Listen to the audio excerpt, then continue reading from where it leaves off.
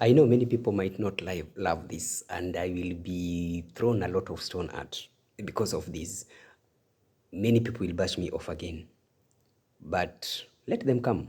Yeah, come on. Also be a critical thinker. I think critically and I love it.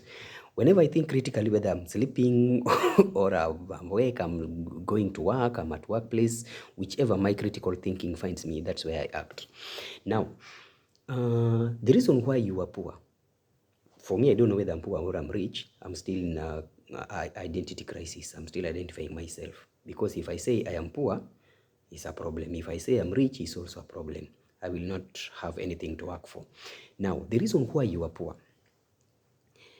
the reason why you are not educated, the reason why you are working in that pathetic conditions, the reason why you are entertaining nonsense around you, the reason why your country is not performing, the reason why your governors, your leaders are poor performance, yet they keep on leading for 10, 20, 50 years, leading you, a person who is educated, a person who is well-doing, a person who is a family manager, yet leadership that is leading you is poor and pathetic. You are poor. It's simply because you know how to manage the poverty. You know how to manage that poor leadership. You know how to manage those conditions. If only you were not able to manage poverty, poverty will not have been with you. Yes. Okay, let me tone down. This was I'm saying simple. If you're a good manager, you are in a position to maintain a condition, or you are in a position to maintain a company or an industry. If you are a good family man or family woman, you will be able to manage well and contain your family. Family will grow well, everything will be okay. Now, what happened to poverty? Why are you poor? Because you are a good manager of poverty. You know how to manage poverty. Why are you having poor leadership in your country? It's because you know how to manage poor leadership. It's because you know how to entertain poor leadership. That is why you maintain it. Otherwise, if you don't know how to manage something, simply you will lose it. That's what I'm saying. Poor managers lose what they have. Poor family members, they lose their families. Poor relationship partners, they lose it.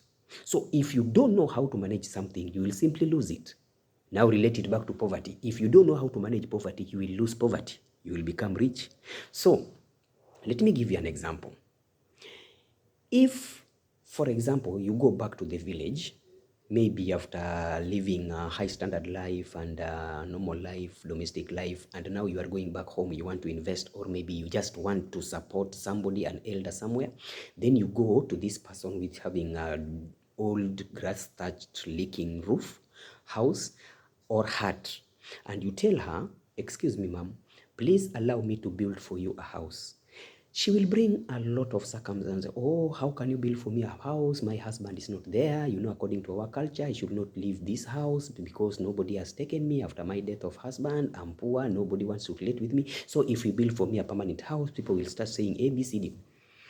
She will try to tell as much as possible things to make sure she discourages you from building permanent house. Your idea was to take her out of poverty, or maybe to lift her up a little bit, but because of cultural poor management of poverty, the issues, the bondage, the curse that she is within, she will not allow you to take her out of poverty just because of lame excuses. That is how we manage poverty. Poor leadership. Like, for example, in my country, we have a lot of killings going on. We have a lot of people who have been murdered. We have a lot of stories, starting with the Shakahola, over 400 bodies who are found damned somewhere. The government is not answerable. Nobody gives clear information. The citizens, they make noise and all that. After 1 month, everybody is mum. Then another scenario at the quarry place, where quarry was dug and big hole was left there, big gaping, and after water and all mud and everything was put there, several body parts were found in that place. Several body parts amounting to 10, 30 people, individual who were killed. These are people who were killed. Who murdered them? Not even CID, investigative department cannot answer that. The country, they made noise. Generation Z, they decided to do demonstration to talk to the president. What happened? No result. Currently, we are in a scenario of a school where school got burnt, dormitory. Over 20 body were retrieved, but over 70 students are missing. No one is accountable. Parents are making noise. Director of school cannot even give a report. President himself cannot talk about that. There was a season where young ladies were being killed in these B&Bs, hotels. You get the body parts, some in the sacks, some in the paper bags, thrown somewhere, thrown along the roadside. People made noise. Nobody answered. The reason is there must be somebody who is concerned with doing all these things. But the fact is, as a country, as citizens, we know how to manage poverty, we know how to manage poor leadership, and that is why those things are happening to us.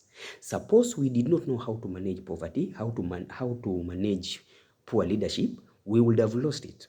Even right now, our president will not be on that seat. Suppose we knew. Suppose we knew how to deal with poverty or how to deal with poor leadership.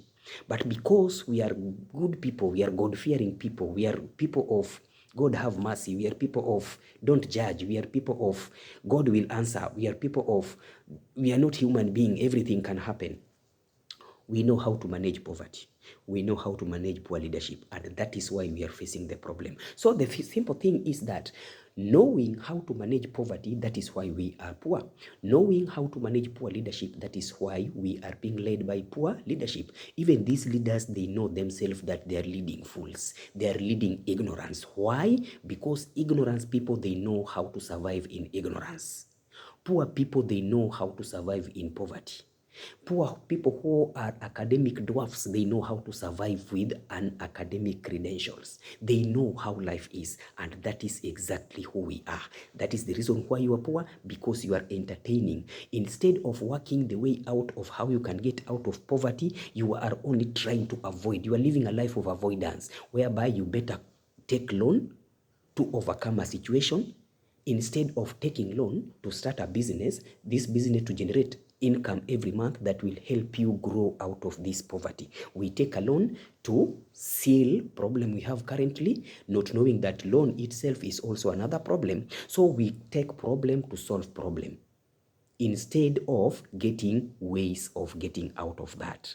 We are not sustainable. So that is why you are poor. That is why the country's leadership is poor. And that is what your president also knows. My president knows very well that as Kenyans, we are very poor in thinking. We hate critical thinking.